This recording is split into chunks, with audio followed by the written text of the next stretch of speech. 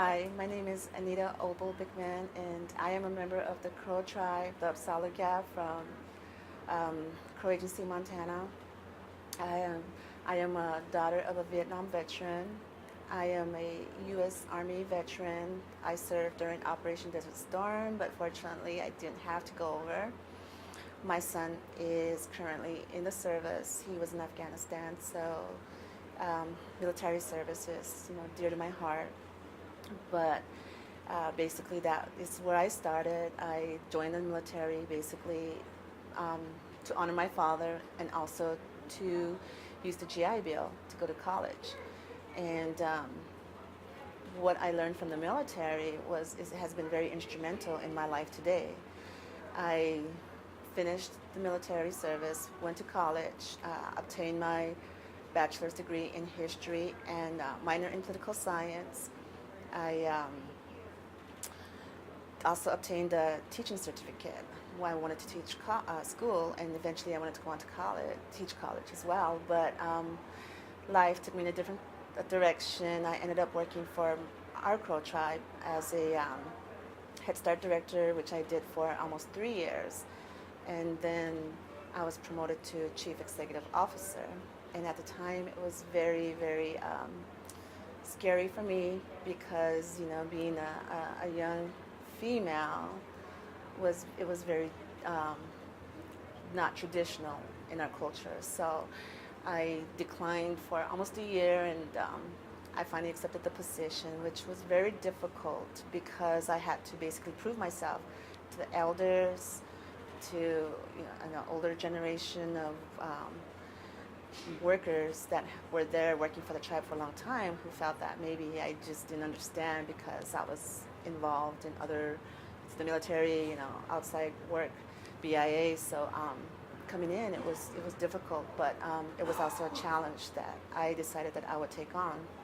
And the military gave me that experience that in order to complete something, you just have to do it. And that was what kept me going through all the hard times, through all the criticism. I just had to do it and move on to the next project. And throughout my term as Chief Executive Officer for our Crow Tribe, which I did for 5 years, and then moving on to a tribal administrator for the Bishop Paiute Tribe in California, which was another big step for me because, leaving home again, it's always sad. Leaving family, being away from home, not having that family support. It was very heartbreaking, but it was a new challenge. And now that being over here in California for almost over a year, I love it.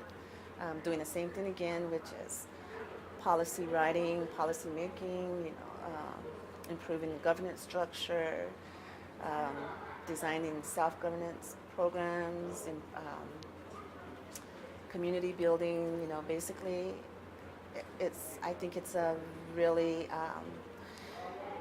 how would you say it, a fantastic time for nation building because we're right in the middle of a lot of our traditional elders that have been in tribal government for a long time, basically moving on because they're just basically retiring or just getting older, and then we have a generation of youth that are educated and have experienced the outside world coming in. So there's like a marriage of two worlds, and that's something that I found very difficult to do, the marriage of both worlds.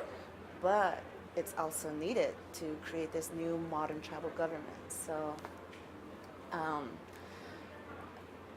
I feel that the youth of today, that, they're just in a good place.